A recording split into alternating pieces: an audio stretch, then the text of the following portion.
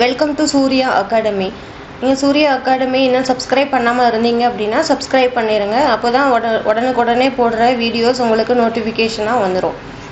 இன்றைக்கி நம்ம பார்க்க போகிறது பார்த்தீங்கன்னா 1.4.6 விசையின் திருப்புத்திறன். விசையானது ஒரு புள்ளியில் அல்லது ஒரு அச்சில் ஏற்படுத்தும் சுழற் விளைவினை நம்ம விசையினுடைய திருப்புத்திறன் மதிப்பின் மூலமாக அளவிடலாம். இப்போ ஒரு புள்ளி இருக்குது, அந்த புள்ளியின் மீது விசை எந்த அளவுக்கு சுழற் விளைவினை ஏற்படுத்துது அப்படிங்கிறத கணக்கிடுறது தான் விசையின் திருப்புத்திறன். இப்போ ஒரு புள்ளியின் மீது செயல்படும் விசையின் திருப்புத்திறன் அதனுடைய இது என்னன்னு பார்த்தீங்க அப்படின்னா டவ் அப்படின்னு சொல்கிறாங்க. டவ் ஆனது விசையின் எண் மதிப்பு மற்றும் நிலையான புள்ளி மற்றும் விசை செயல்படும் அச்சிற்கும் இடையே உள்ள செங்குத்து தொலைவு d உள்ள பெருக்கற்பலனை குறிக்கும். அதாவது விசையின் திருப்புத்திறன் டவ் ஆனது அதை எப்படி கால்குலேட் பண்ணுறாங்க அப்படின்னா tau equal to f into d, அதாவது விசையின் எண் மதிப்பு, அது மட்டும் இல்லாமல் டிஸ்டன்ஸ் அதாவது d, விசையின் நிலையான புள்ளி மற்றும் விசை செயல்படும் அச்சு, அந்த இரண்டுக்கும் இடையில் உள்ள செங்குத்து தொலைவு, அதுதான் டிஸ்டன்ஸ். இது ஒரு வெக்டார் அளவாகும். டவ் அப்படிங்கிறது விசையின் திருப்புத்திறன்கிறது ஒரு வெக்டார் அளவு. இதன் திசையானது விசையினுடைய திருப்புத்திறன், அதாவது டவ்வினுடைய திசை எப்படி இருக்குன்னு பார்த்தீங்கன்னா விசை செயல்படும் அச்சின் திசை மற்றும் தொலைவின் தளத்திற்கு செங்குத்து திசையில் இருக்கும்.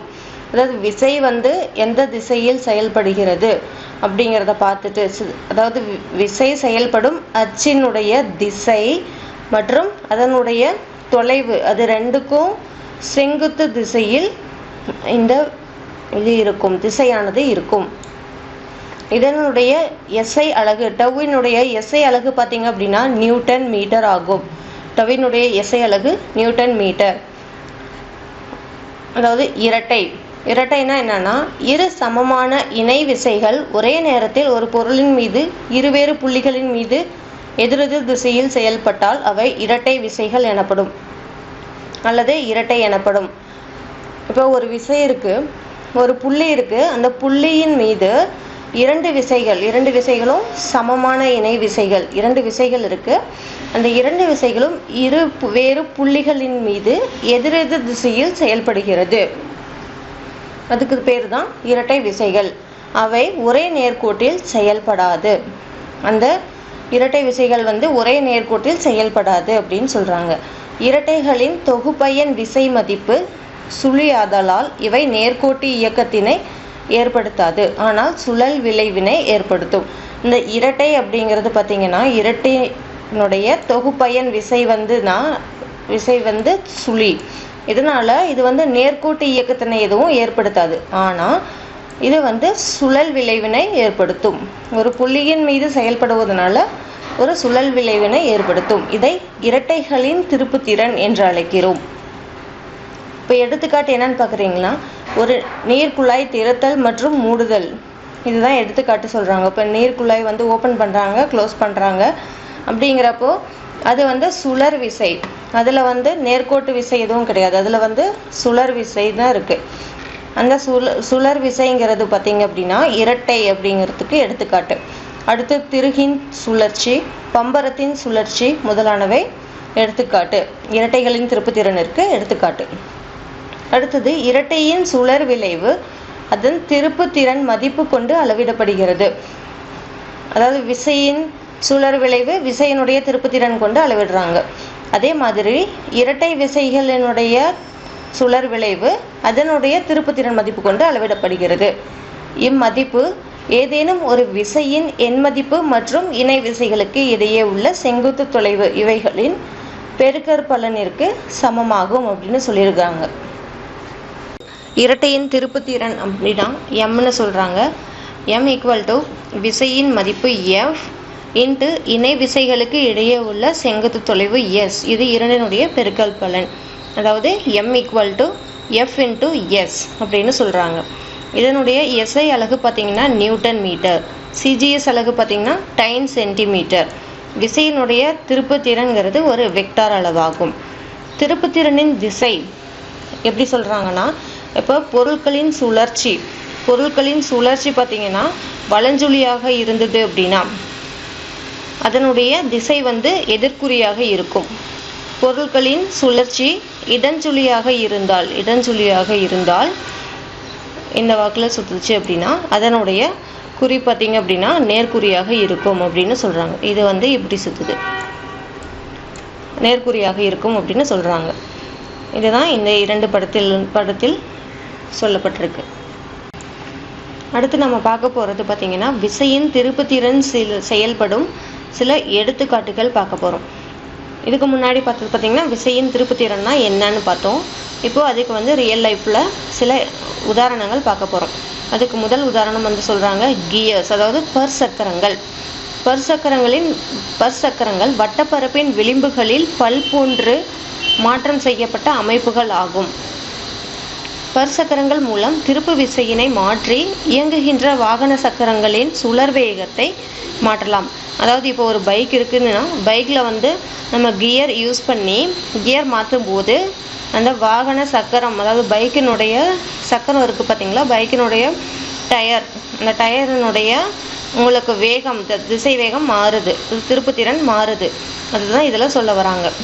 அந்த வாகனங்களின் சுழற் வேகத்தை மாற்றலாம். மேலும் திறனை கடத்துவதற்கும் பற்சக்கரங்கள் உதவுகின்றன அப்படின்னு சொல்கிறாங்க.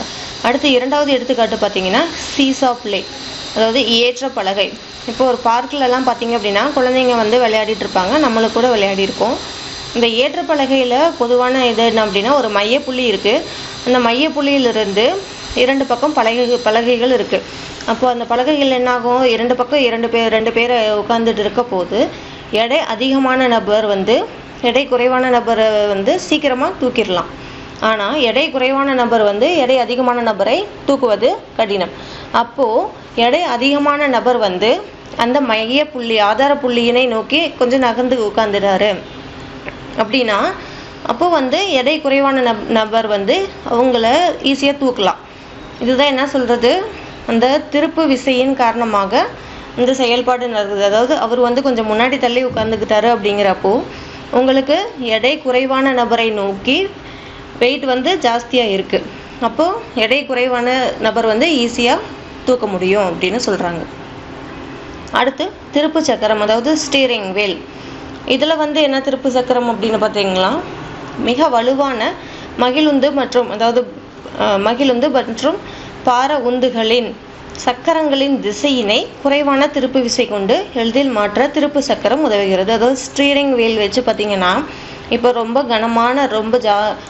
கனமாக எவ்வளோ லோடு ஏற்றிட்டு போனாலும் ஒரு லாரி இருக்குன்னா அந்த லாரியை ஸ்டீரிங் வீல் வச்சு நம்மளால் அந்த லாரியினுடைய திசை வேகத்தை மாற்ற முடியும், திசையினை மாற்ற முடியும். அதுக்கு தான் இந்த ஸ்டீரிங் வீல் எடுத்துக்காட்டாக சொல்கிறாங்க. இதுவும் திருப்புத்திறன் விசையினுடைய திருப்புத்திறன் காரணமாக செயல்படுகிறது. அதனால எவ்வளோ வெயிட்டாக இருந்தாலும் நம்மளுடைய குறைவான திருப்பு விசை கொண்டு நம்மளுடைய அந்த திசையினை எளிதாக மாற்ற முடியும் அப்படின்னு சொல்கிறாங்க. அடுத்து நம்ம பார்க்க போகிறது 1.4.8 திருப்புத்திறன்களின் தத்துவம், பிரின்சிபல் ஆஃப் மொமெண்ட்ஸ். அதாவது இதில் என்ன சொல்ல வராங்கன்னா சமநிலையில் உள்ள ஒரு பொருள் ஒன்றின் மீது சம மதிப்புள்ள அல்லது சம மதிப்பற்ற விசைகள் இணையாகவோ அல்லது எதிர் இணையாகவோ செயல்பட்டால் அப்பொருளின் மீது செயல்படும் மொத்த வலஞ்சுழி திருப்புத்திறனும் மொத்த இடஞ்சுழி திருப்புத்திறனும் சமமாக இருக்கும். அல்லது சமநிலையில் உள்ள போது ஒரு புள்ளியின் மீது செயல்படும் அனைத்து விசைகளின் திருப்புத்திறன்களின் கூடுதல் சுழிக்கு சமமாகும். அதாவது இதில் என்ன சொல்ல வராங்கன்னா இப்போது இதில் இந்த பொருள் பார்த்திங்கன்னா பிங்கிற ஆதார புள்ளி இருக்குது. அந்த ஆதார புள்ளியை வச்சுட்டு இந்த பொருள் வந்து சமநிலையில் இருக்குது. சமநிலையில் உள்ள போது இந்த பொருள் ஒரு இந்த புள்ளி வந்து சமநிலையில் தான் இருக்குது. அப்படி இருக்கப்போ இதன் மீது செலுத்தப்படும் அனைத்து விசைகளின் திருப்புத்திறன்களின் கூடுதல் சுழிக்கு சமம் அப்படின்னு சொல்கிறாங்க. அதாவது இந்த பொருள் இந்த படத்தில் கொடுத்துருக்கிற எடுத்துக்காட்டுப்படி பார்த்தீங்கன்னா இந்த பியை ஆதார மையமாக கொண்ட ஒரு பொருள் சமநிலையில் இருக்குது. அந்த பொருளின் மீது F1 F2 அப்படிங்கிற 2 விசைகள் செயல்படுது. இப்போது F1 அப்படிங்கிற விசை செயல்படும் போது அதனுடைய தொலைவு பார்த்தீங்கன்னா செங்குத்து தொலைவு d1. இது ஏற்படுத்துகிற திருப்புத்திறன் பார்த்தீங்கன்னா இடஞ்சுழி திருப்புத்திறன். அதே மாதிரி F2 விசையின் மூலமாக ஏற்படுத்தக்கூடிய திருப்புத்திறன் பார்த்தீங்கன்னா வலஞ்சுழி திருப்புத்திறன். இதனுடைய தொலைவு d2 அப்படின்னு சொல்லியிருக்காங்க. இப்போ இதில் வந்து இதில் 2 திருப்புத்திறன் உண்டாகுது. ஆனால் இந்த பொருள் வந்து சமநிலையில் இருக்கிறதுனால இந்த பொருள் சமமாக இருக்குது. அப்போ இந்த புள்ளி Pங்கிறது வந்து ஆதார புள்ளி சமநிலையில் உள்ள ஒரு பொருள் மீது இருக்குது. அப்படிங்கிறப்போ இந்த வலஞ்சுழி திருப்புத்திறன் இடஞ்சுழி திருப்புத்திறன் இது இரண்டுமே ஈக்குவலாக இருக்கும். அதாவது திருப்புத்திறன்களின் தத்துவம் என்ன அப்படின்னா வலஞ்சுழி திருப்புத்திறன் ஈக்குவல் டு இடஞ்சுழி திருப்புத்திறன். அதாவது F1 × D1 equal to F2 × D2. இதுதான் திருப்புத்திறன்களினுடைய தத்துவம் அப்படின்னு சொல்லியிருக்காங்க.